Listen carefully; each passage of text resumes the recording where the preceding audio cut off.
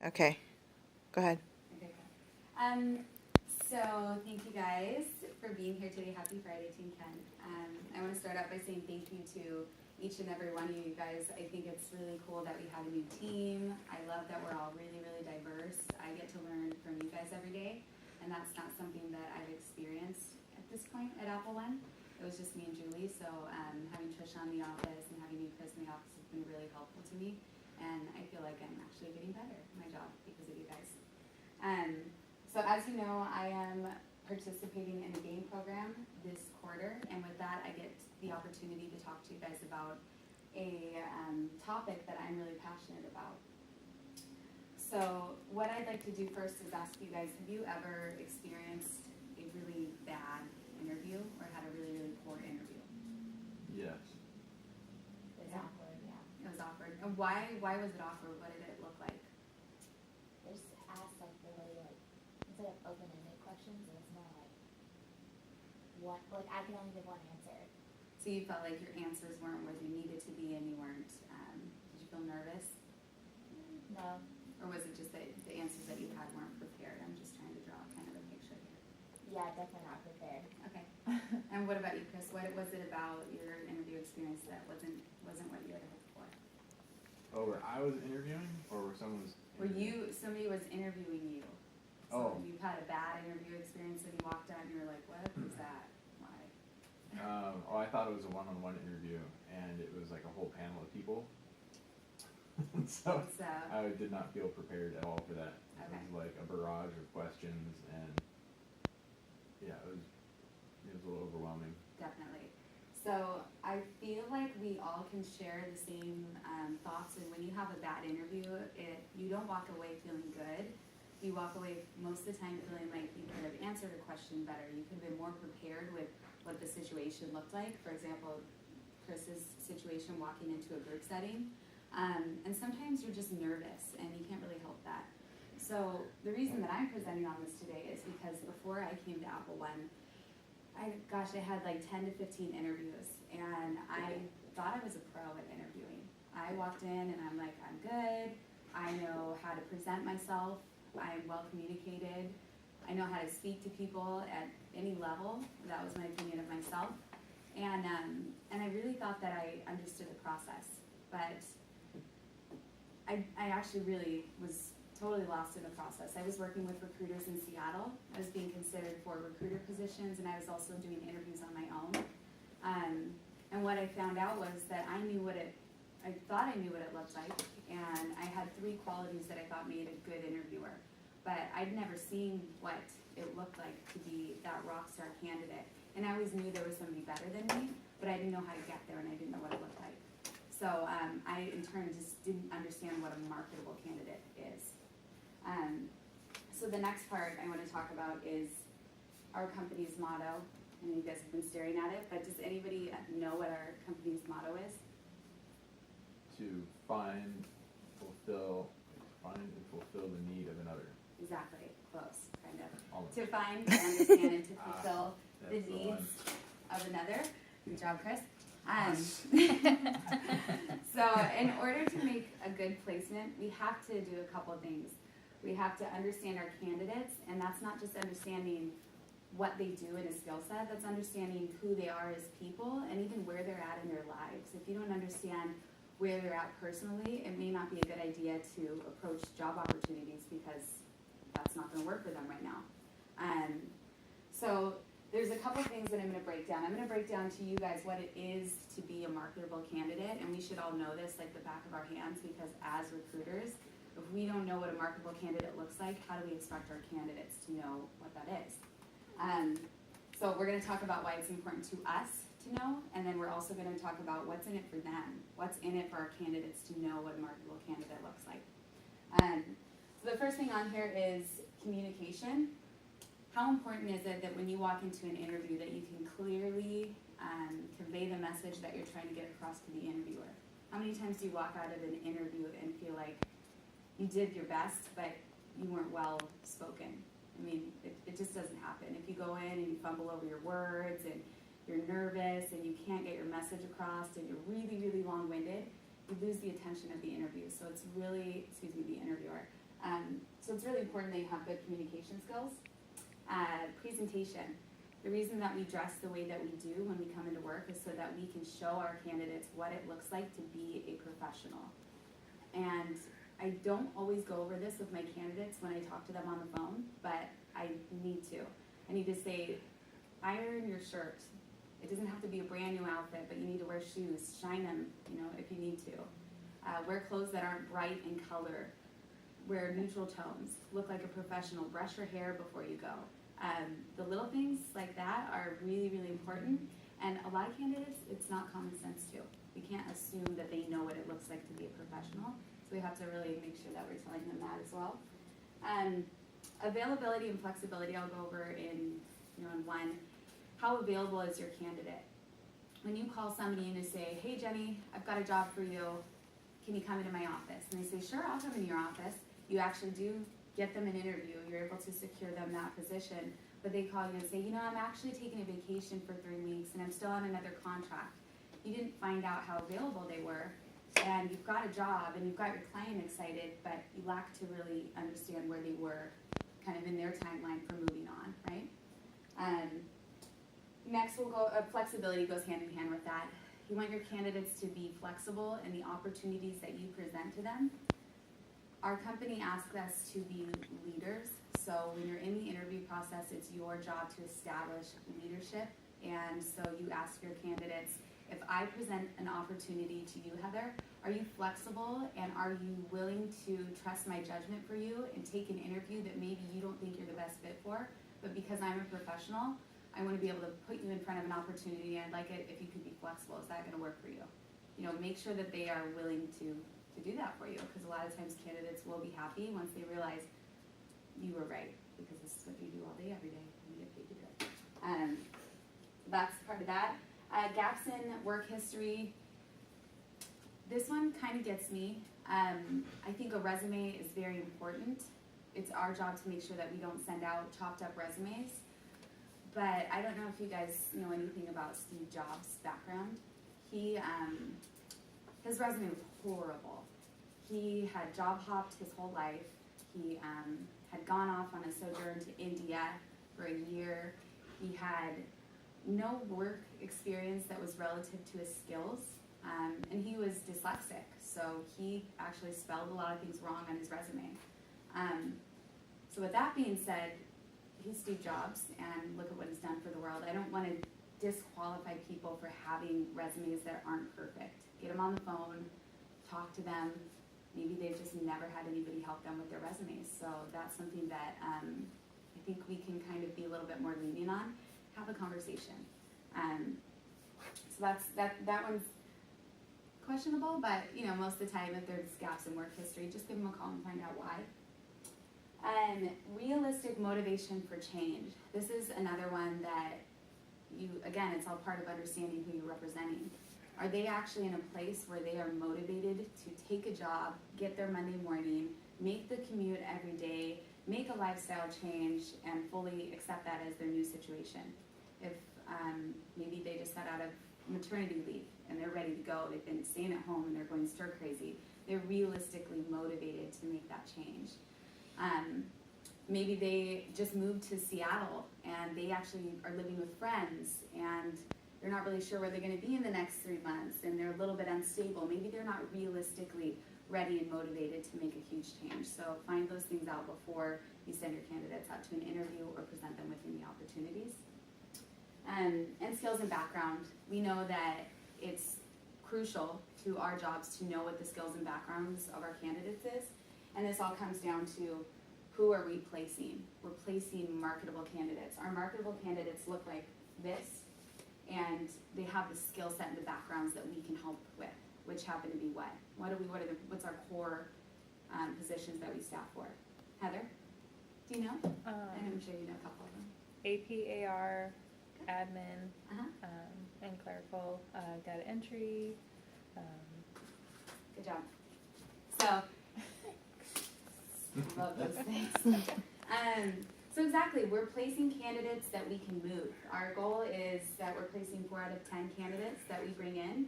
It's a high goal, but if we get better at this evaluation process, we're going to be making better placements. So there is that. Do you have any questions about marketable candidate, guys, and how that kind of breaks down? I will go over this quickly, but this is kind of running a little bit long. Part of this was that knowing as a recruiter why it's important for us to know what a marketable candidate looks like is because we're going to send out great people to interview with our clients. We're actually, the most important part of our job is that we're getting our candidates jobs because they're marketable, so that's why it's important for us. We're making placements, we're changing the economy, we're helping people. The second part of that is why is it important for them to know? Why is it important for you to know, Chris, what a marketable candidate looks like when you're a candidate and you've just met me? Why is it important for you to know that? If I'm the candidate, Mm-hmm. because then it knows, then I know what I need to be conveying to you, like Mhm. what information is important and relative to the job that maybe I'm interviewing for. Exactly. So it's important for our candidates to know what a marketable candidate is, because if they don't know what it looks like, how are they supposed to be that? I mean, it's pretty straightforward. So moving on, we're going to talk about preparing for the interview. This is the biggest part of the interview. If you don't prepare, there is absolutely no way that you're going to be at the top of your game. It's just not possible. So I did a couple of things. I broke down the basics of what we're doing before, gave you a little bit of insight. I took a lot of this stuff from Navigating the Hiring Process. Have any of you had a chance to read that yet? Oh, is that the folder? It's the booklet that Yes, is, I read it. yeah, so Navigating the Hiring Process I love because it breaks down what the candidates are doing before, what they're doing after. It talks about changes in the market and what's actually happening, and this is current of 2015. And then it gives you checklists and all of these tools to even build a target list so that you know who to market yourself to based upon your skill set. It's really helpful. If you haven't read it, I highly recommend it. So when we're getting ready to interview, there's a couple things that we're doing. We are researching the company. We are rehearsing the position and the role. And then we're also checking our references, and our resumes. So I put this up here because this is the world we live in now. 48% of employers will research their candidates on Google or social media before meeting them. This is new. This is not how it used to be in the old days.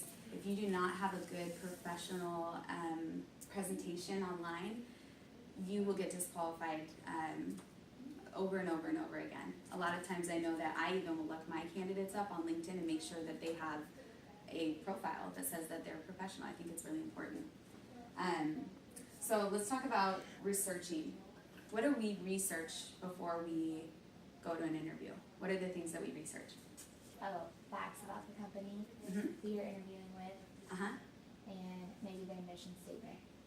Perfect. That's all three of the things I was going to go over. So facts about the company, know what they do, know when they were established, know who the leaders are in the company, look up their company motto, and find out what they stand for. If you don't know what you're interviewing for and what the company stands for, it's kind of pointless to go in because maybe you don't even relate to that company culture. So make sure you have your candidates research all of this information. Let's go over rehearsing. What do we rehearse when we go into an interview? How we're gonna answer the questions. Uh-huh. Our strengths and weaknesses is really good. Yeah, Yes. strengths and weaknesses. So strengths and weaknesses is huge. I don't know if you've ever asked your candidate, can you tell me what your 3 top strengths are? Trisha, what are your 3 top strengths? I have excellent communication skills. I'm very personable, and the third one. So I have excellent communication, I have great personal skills. So I think that 90% of my time, I do ask my candidates this when we interview. I ask them their 3 strengths, and they mostly can't answer that question. So I give them homework and I say, well, you go home, and I want you to think about what you're really good at. And on top of that, I want you to tell me, I'm good at customer service. Well, give me an example. I'm good at customer service. One example of my customer service is that last year I was nominated for Best Call Center Practices for Above and Beyond Call Resolution. I'm really good at customer service. that's one of my strengths, and that's an example of how you've been, you know, a great contributor to your company. I put in there with them commercial, that's actually on the next one, but we're gonna talk about that. It's in the navigating the hiring process, and the what's in it for me commercial, it's really fun. Last part is references and resume. Do you guys ask your candidates to bring their references with them to interviews? I think that it's something that we should pay attention to, because I did a lot of research on this before I did this presentation, and it says that 85% of the time employers would prefer if you bring your references with you. Now, we work for a staffing company, so we do all the back end work, but it shows a lot of professionalism, and it shows a very honest side of a person when they say, here's the people that you can talk to, and you willingly give them a list. I think that is, it's important. It shows that you've got proof, and that you've got people that are gonna speak highly about you. Obviously, the resume is huge. We send our clients' resumes over and over and over throughout the day, but when they go in, they always need to have a resume with them, and that resume needs to be edited, it needs to be revised, and they need to know that that is their one shot on paper when they walk out the door to make an impression, because the hiring manager may not remember their face, but when they look down at their resume, that's going to speak volumes. So if the resume is poor, you're going to kind of throw yourself out, you're going to disqualify yourself when you've got people that have great resumes. Does that make sense? So we went over rehearsing, researching the company, updating your LinkedIn and social media, and we talked about why that's important. So can you guys see the full picture of what we're doing before the interview? We are going to talk about what you're wearing to the interview. We went over this earlier. Make sure that you have an outfit picked out the night before you go. Tell your candidates, look in your closet, figure out what looks the best, try on a couple different things, wear some jewelry, and look your absolute best, because you're going in to be a professional. When you dress professionally, you tend to stand taller, you will speak better, and you feel better about yourself when you look good. It's just one of the facts. So let's move on. Any questions about this one, you guys? Okay, cool. Okay. So this is the final, wrapping this all up. We've got this great candidate. We've got this awesome opportunity. We're ready to send them out to the interview. And so now we're going to talk about what we're doing in the interview and what we're not doing in the interview. Before we go into that, I mentioned the With Them commercial. So this is in the the Navigating the Hiring Process book. So if you guys want to take a look at this, I gave you an example of what my With Them commercial looks like. My With Them commercial says this: Trisha, hello, actually no, I'll say Julie because you're in it. Hi Julie, it's nice to meet you, hiring manager. You asked me to explain myself. So I would tell you that my name is Courtney. I have 5 years experience in astronautical science at NASA. During that time at NASA, I was able to discover gravity, and my last supervisor, Trisha, would tell you that I am highly intelligent. The reason for that is that I finished first in the Office Olympics. That's who I am. So that's a short different commercial. So of course you're going to make that your own, and you're going to kind of quantify that, but for your candidates, ask them to tell you about themselves, and it doesn't look like that. They don't really know who they are, so it's important to kind of ask them, look inside yourself, see who you are, what are you strong at. So you're going to talk about the job function in the industry, so talk about what you do and what industry you come from. I want you to talk about 1 or 2 contributions, something that was really outstanding that you did for your last company. I want you to state what a coworker or boss said about you, the best compliment that you can get, and again, references are the proof. And then tell me why that all wraps up and makes sense. So with all of this, we spend a lot of time going over questions, and I'm asking my candidates to prepare questions, research the company, be articulate, be prepared to ask behavioral questions, be prepared to be flexible and move with the interviewer. But what I realize that I don't do is I don't go over nonverbal, and I don't ever go over the psychological side of an interview. Have you guys talked to your candidates about nonverbal interview skills? So Chris he's been in this for a while, so he knows, he's seen a lot of different results and how that works. But the psychological side of an interview, if you think about it, an interview is just another opportunity to build a relationship in a professional setting. So you're building a relationship, you're building rapport with somebody that you need. So if I come up to you, Tricia, and I say, hi, my name is Courtney, see how you shook my hand? You kind of went like this, and I grabbed the fingertips and went like this. That doesn't really feel good. If you shake my hand and you shake it hard, I need to shake it hard back. It's a way to build rapport, and you need to mock the behavior of the interviewer. People like people who are like them. So some of your best friends, why do you like them? You either admire qualities that they have, so you'd like to be more like them, or they're like yourselves. That's why you like people. So you usually don't like people that are, if I come into a room and I'm really quiet and I don't want to talk to anybody, and somebody comes in and says, hey, Courtney, how's it going? How are you? I'm like, no, that's not me. I don't want to do that. Get away from me. It's uncomfortable. The rapport is broken. So this is all about the nonverbal. So what are some of the things that we do in an interview that are nonverbal?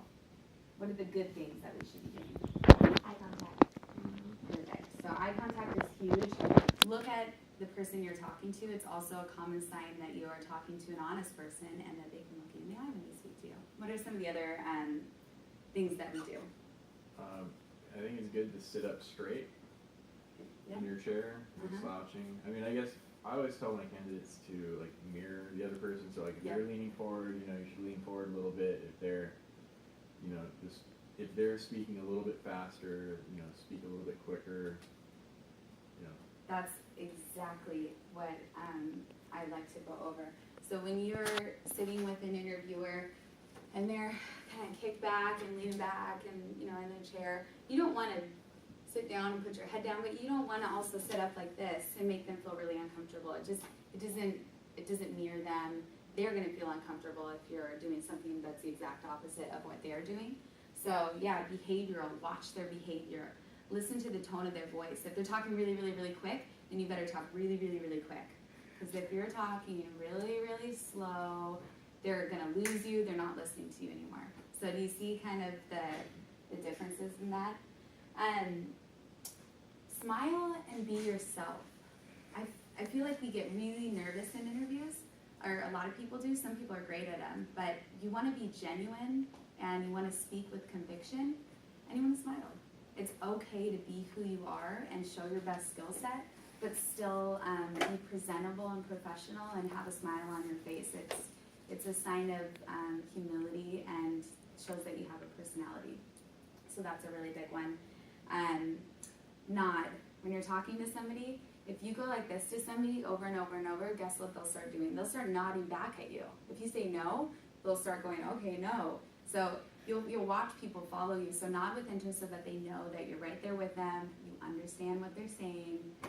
It's just really easy ways to keep people interested in who you are. And staying upbeat, staying focused, be present with the interview. Don't be thinking about, oh, I wonder what I'm going to do after this, or I wonder what my next interview is going to feel like. Be right there, be in the moment. It shows, it'll radiate if you're there and you're present. Going to just kind of brush over the don't side. What are the things that we should not be doing that are nonverbal in an interview? Bringing a Starbucks coffee into the interview with you. Thank you. Or food, Thank you. I think it's common sense, but it's not. So common sense. Again, we can only assume that our candidates, we treat it as if they've never been in an interview before. And sure, if they're $150,000 candidate, they may have been on a few interviews, but for the majority of who we're interviewing, admin and reception and clerical and accountants, especially accountants, they're numbers people. We're left-brained, so they need more help. So don't bring in things to the interview. Don't have any distractions. You want to bring yourself, you want to bring your resume, you want to bring your references, and bring it in a nice folder. Don't just walk in with it all crumbled up. Bring it in something that presents well. What are some of the other things that we can do that's going to turn an interviewer off? Heather? What do you do that turns an interviewer off? Phone rings. Oh, yeah, there you go. The most offensive thing, in my opinion, in the world is somebody having their phone on because there's something else that's more important? What is one thing that our company always tells us? What's one of Bernie's principles? I think it's number 2. No, it's number 3. Candidate is the center of the universe. Candidate's the center of the universe, and also the most important person you will Wow, ever speak that's to number 3. is the person. Yeah, you're right. Number 3. The most important person you will ever speak to is the person that you are currently speaking to. So if you have your cell phone on, that is so offensive. You have better things to do, is what you're telling the interviewer. If you've already designated that time, then there really shouldn't be a reason that your cell phone is on. Did you have something, Heather? I was going to say, if they talk badly about their previous employer, that's not always a Negativity. One thing I practice with my candidates is that I tell them, let's make sure that when you talk about your last job and the reason you left, you talk about it with grace, and you never use words that are negative. You try and kind of spin everything to a positive side, and you get away from the topic as quick as possible. Because if you're talking negative about your last employer, it doesn't make an interviewer feel very confident to know that you're going to talk about them with kind words moving forward should you depart that company in the future. And those are all pretty common things that we do. Turning away from an interviewer when they're facing you and you're turned to the side like this, that's kind of uncomfortable. So make sure that you're facing the interview. Again, that comes back to posture. And the last one is showing too much or too little confidence. This one is a very fine line because a lot of people will walk in and they don't have quite enough confidence, so they're they lack even though they have a great skill set. So you have to kind of try hard again to stand up straight, answer the questions clearly and concisely, and be genuine still while you're doing it. But walking in with too much confidence is also a huge turnoff to an interviewer. They're the most important person in the world. You're the second most important. So make sure that they know that. Don't be overconfident. Don't be arrogant. It's not good. So last thing I want to talk to you guys about, how do we answer the phone? What's our greeting when we answer the phone? If you're choosing the AppleOne experience, See? it's Chris, how may I help you? That's beautiful. Here she goes. Oh, okay. So we answer the phone. Thank you for choosing the AppleOne experience. So what we're doing in this interview process is we're prepping our candidates. We're actually giving them people skills. We're giving them time and compassion. We're leading them. We're doing all these things that are helping them prepare not just for an interview, but for life. The chances are that when that candidate walks out of the door, they're going to have 5, 10, 15, 20 other interviews in their life.